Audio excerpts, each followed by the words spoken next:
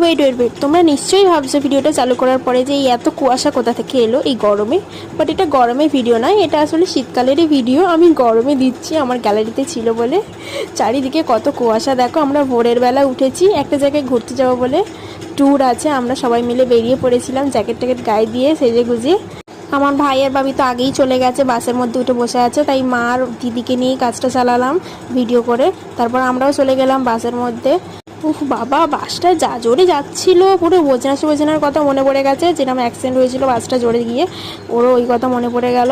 খুবই জোরে যাচ্ছিল বাসটার। বাইরের ভিউগুলো দেখো, খুবই সুন্দর লাগছিল। আমরা অ্যাকচুয়ালি একটা গ্রামের সাইডে ঘুরতে যাচ্ছিলাম, তো ওখানে ভিউগুলো জাস্ট ওয়াও ওয়াও ওয়াও, একদম দারুণ লাগছিল বলে।